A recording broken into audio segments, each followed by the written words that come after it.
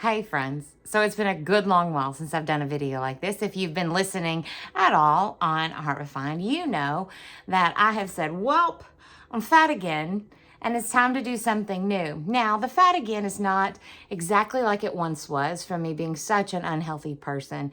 It was forced menopause at an early age. So whether you were in forced menopause or you just naturally went about it, whether you are in perimenopause or you just had a baby or you're early in your 20s and you just cannot figure out why your body's acting the way it is, we can get in this together. But I am specifically leaning in to my perimenopause, menopausal women and saying there is a way that we can do this differently. Now, listen to me for a second. Now, sit with me.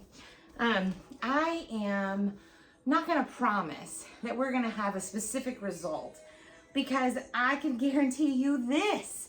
If you are in any world of menopausal or, of hormonal imbalance and wackiness, you can't really tell what your body's going to do always, but you can do things that are best for you. So recently, I had a long season of sickness. I was sick for over the course of 10 weeks, and I actually still have a touch of what they call the 100-day cough, and it's more or less bronchitis. And old wives call it 100-day cough, but also women can, in menopause or in hormonal shifts, can develop asthma. And so one of the things the doctor told me is, hey, make sure you're doing your exercise, make sure you're getting your vitamin D, make sure out in the sunlight, not just your pill. You're going to need your supplement, but you need to be out in the sunlight. And make sure that you're eating the right things and that you're looking up foods that don't take or don't cause mucus and so on and so forth. So it really excited me because I've been in my mind, where do I go from here? What do I do next? How do I become well? And as I told y'all, I've had great friends who have functional medicine information, and I have great friends who've just gone the hard route, whether it be through surgery or whether it be through just changing food. Everybody's changing food. Everybody's exercising, but there's different ways to go about this. And so I want to come to the center right now and let's just talk about the ways and let's present options where everybody can decide what is best for themselves. I want to not just present options, I want to give education and information because this is what has helped me best. And it's been from a more educated angle than I was before. Before I was just passionate and wild and let's do it, and it worked for a little bit. But now we'll have nuggets of wisdom because of what I've been through and more education, and this gives a more solid foundation. Again, not necessarily for a specific end result, but for what we're supposed to do no matter the result. And I used to say, God doesn't need you to be healthy, or God doesn't need you to be skinny or even healthy to serve him, but he does want to remove any stronghold that interferes with your ability to do so. That is still the truth, but I'm being tested on a higher level because then I was fit and I was all about myself and I was in great shape, and now I can't do that. And so I want to make sure that I stand by what I know is true. God does not need you at all, but he wants you. And if there is something that's standing in your way, in your ability to serve him, to serve others, to care for your family, to get up out of your bed, whether it be a physical condition, a mental or emotional condition, a nervous condition, he has given us ways to take care of our body. So let's start here. The thing that I know now is what is best for me in exercise is, like I said, getting outside and getting myself about 30 minutes. It would be great if I could go for hours like I used to, and hiking and running and all that. I can't really do that. So 30 good minutes of good sunshine on the body. And then also, and doing that about 4 to 5 times a week. Then also doing 7 to 10 minutes of resistance, whether it be body weight or if you have your little weights. Now today I'm just going to do some really simple stuff. I'm going to hang with you for 7 to 10 minutes, and then, as like old times for those of you who used to do workouts with me, I'm going to do a tiny little devotional at the end. It's just going to be bouncing off of a blog that I wrote at the end of the week last week, and I would love for you, hope for you to be able to cherish this truth that comes from the Lord. Okay, so like I said, we're gonna go for about, I'm gonna just keep it at 7 minutes today, and I'm gonna do a lot of my stuff here, all of it, seated. So as we go along, just follow along. Now here's the thing, and the reason I'm doing seated today is I can stand up or I can get in the floor, but I also know there are lots of you who are really struggling to do any of those things. So I want to come to you with the advantage of things can be done from your chair. Don't be afraid. It is better to do some movement from your chair than nothing nowhere, right? So here we go. I would tell you, if you don't have weights or can't use weights, or maybe you need smaller weights, these are 5 pounds right here. Do what you can, be where you are, and allow yourself to move. So let's start out just sitting here. And we're gonna go 1, 2, 3. We're gonna try to go to 30.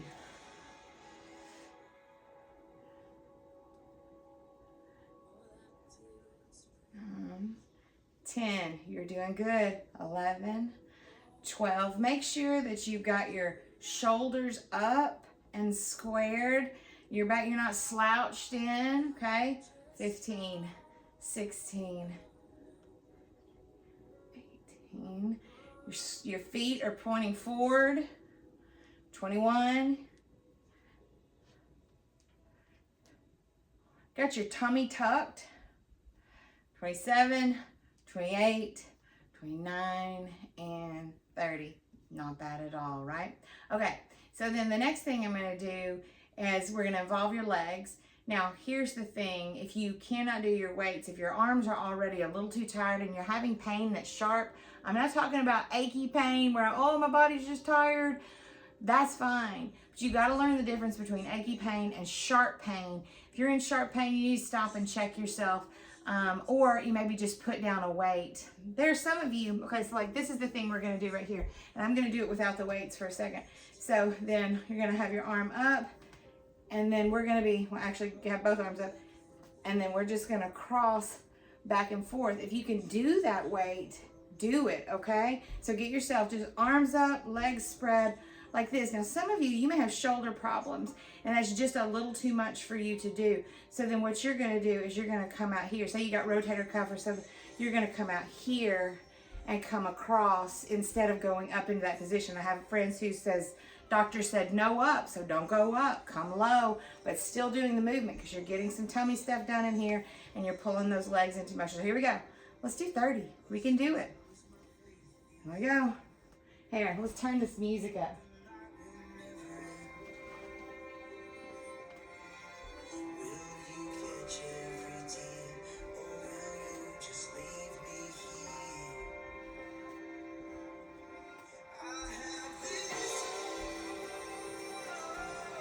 Eleven.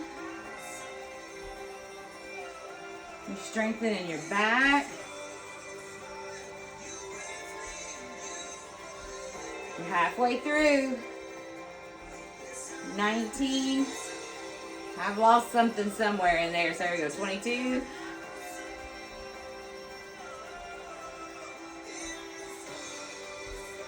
27. 28. 29. 30. So let me tell you something. There's some of you girls who could totally do that standing or totally do that with the weights. Do it. Okay? Here we go. We're already 3 minutes in to our workout. You are doing great. Okay. So now pick up your weights again or just with your hands. Your body weight is fine. Where before we were going over. So now, leg spread. I want you going out. Okay, here we go. We can start this. Let's go. 1, 2, 3, 4.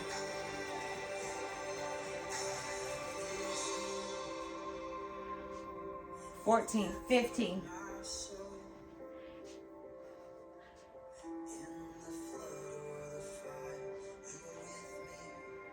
29, 30. Look how fast you're done. Perfect. All right, sweet girl. We have got 4 minutes left of this. Okay, so legs out in front. You can't see my toes, but I've got them pointed straight up. Your heels dug into the ground. Come as far to the edge of the chair as you can without slipping off. All right. Here, come up. Now remember, if you're saying 30 is impossible with this, that is absolutely fine.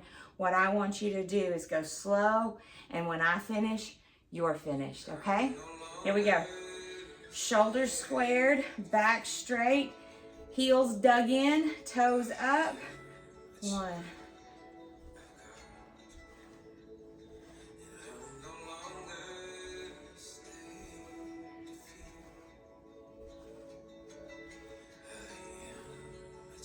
13, 14, halfway through, 16,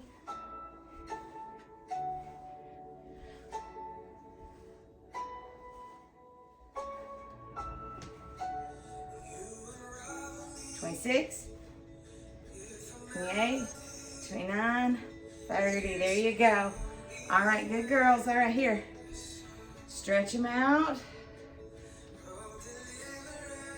Stretching is good too. All right, if you need to, roll out your back and pull down on your toes. If you can't reach your toes, just reach as far as you can. That is great. All right, here we go. Get back out your weights. All right, here we go. This is what we're gonna be doing.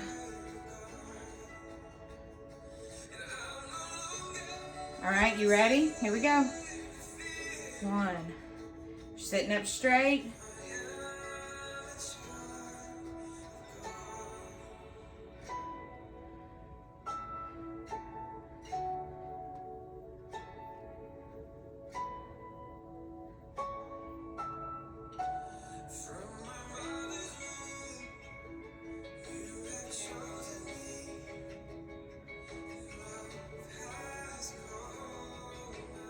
'Remember, there's 17 right there. Remember, if you're a girl who can totally stand up, you need to stand up.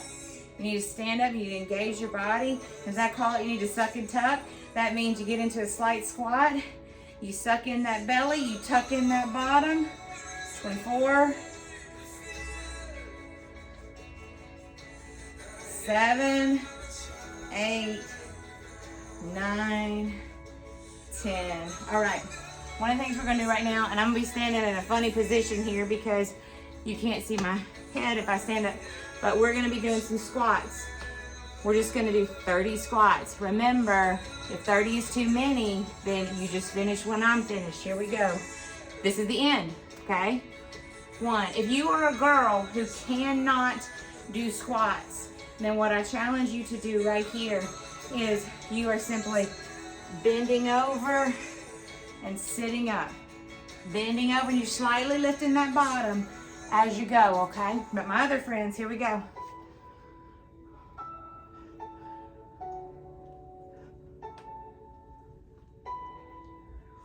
Look at the ceiling, that will straighten out your spine. Notice I'm tapping my bottom on the chair. 10. Your toes are pointed forward. 15, you're halfway done. Get on it, girl.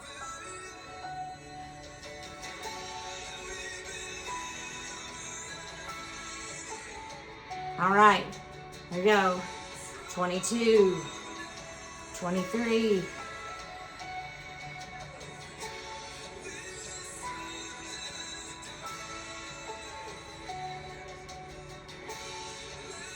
28, 29, and 30, all the way up and down. There we go. All right. Good job. Good job. Okay. So I'm going here so we can tuck my hair in the picture. Obviously I'm a little breathy. That's good. Remember this, and this is something that I used to say all the time, and I'm relearning something that I taught way back when. We don't just need to do cardio, get that heart healthy, of course, but we need to do lungio. Get those lungs moving. It's been a while for me, and I've been needing good deep breaths to take care of my body. It's not just good for my lungs, it's good for my brain. So, little tiny devotional. I put out a blog on Friday saying, if I've asked you to do something, it's a word from God, I will make you able. And I don't know what that thing is for you, but God for sure has asked you to take care of your body. He gave it to you. He made you with fear and wonder. Why would he give you something and say, treat it like trash? Same with your spiritual life. Same with your walk with Jesus Christ. He didn't give you Jesus just so you can throw it all over the place. So not only do we need to take care of our bodies, we need to take care of our spiritual walk, our fellowship and relationship with Jesus. There's a verse, 1 Corinthians 9, 24 through 27. And it says, every runner runs a race, but we run so that we can win a prize. So I'm no longer going to run like a runner running aimlessly or a boxer beating the air. I'm going to beat my body into submission so that I will not be disqualified for the prize. Now, what does that mean physically? That verse is not about your physical health, but there is cross application there. It says, do what you got to do so that you can finish well, so that you leave a legacy of health and wellness. And those things will not save your soul, but they are valuable and they're helpful and honoring unto God for him who gave you this body. It's an act of worship. So there's that. But what does that mean? That scripture means that I'm going to do everything I can to be available and able and available to share the gospel, to defend the faith where I am, to stand firm and not be ashamed of the gospel of Jesus Christ. Are you? Do you find yourself? I have been. I can say honestly, and I was sharing this with a group recently, there was a time last year where I felt myself being highly unconcerned about the salvation of others. And I became overwhelmingly convicted about that. And I began to cry out, asking God to help me and asking God to give me that desire. And every day that desire grows. I definitely do not feel qualified. I don't feel able. I don't feel available. But every day he increases that yearning and he increases his word inside of me, making me able. I don't know how that's going to plan or how that's going to play out, but I do know that he's going to do amazing things. So the original place where the health and wellness program really began to bud is what we call deeply rooted and firmly established. And so both in your health and wellness journey and more importantly, in your fellowship and your walk with the Lord for his glory, for his purpose, and always for your good, then I challenge you on that Ephesians 3 way to be deeply rooted and firmly established so that you can share the multifaceted wisdom of our great God. Were you able to do what we did today? Or even just a portion? Any way it goes, proud of you. Very well done. And I can't wait to see you next time. Hey, P.S. the shake, do the shakes. We're going to talk about that and how to get protein in your shakes. Some do powders, some do other things. And we'll talk about that soon. God bless you. Keep your eyes open. We're doing great things here on A Heart Refined for Deeply Rooted and Firmly Established. God bless y'all. Bye.